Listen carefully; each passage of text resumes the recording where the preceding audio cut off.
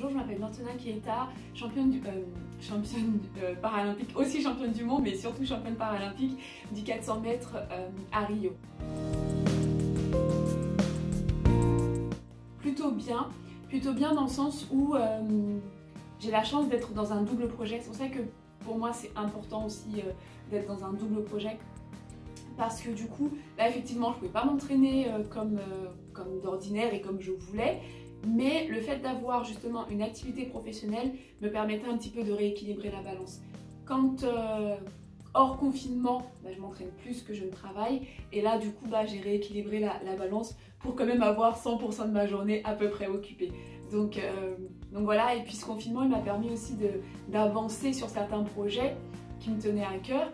Et aussi, je dirais, de me rapprocher de mes collègues. Je sais pas si ça va être clair ce que je veux dire, mais étant donné que quand je suis à l'entraînement, je les vois pas beaucoup, là j'avais des échanges avec eux tous les jours.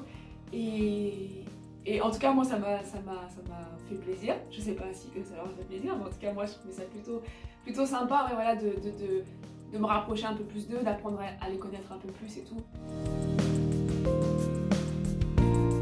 Pas pour le moment, en tout cas pas avant début juin, parce que le site d'entraînement sur lequel je m'entraîne oblige tous les sportifs à passer une visite médicale avant la reprise de l'entraînement.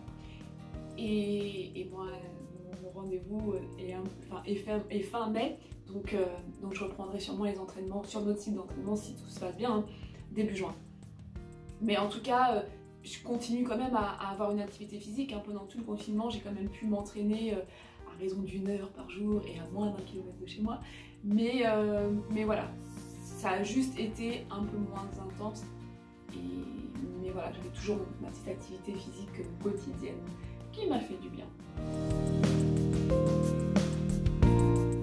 Plutôt bien dans le sens où pour moi c'était inévitable.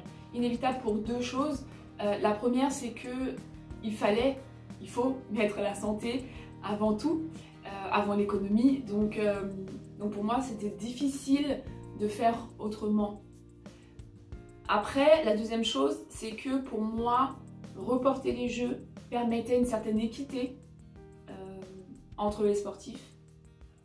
Une certaine équité, en tout cas, dans les chances de pouvoir s'entraîner correctement. Voilà. Parce qu'on sait très bien que le Covid-19, en fonction du pays dans lequel on était, on n'a pas été confiné en même temps, on n'a pas été déconfiné en même temps. En fonction, même en France, en fonction de là où on habite, on ne peut pas s'entraîner forcément de la même manière. Donc voilà, pour moi, ça enlevait cette équité-là, de donner la chance à tout le monde de pouvoir s'entraîner comme il le voulait.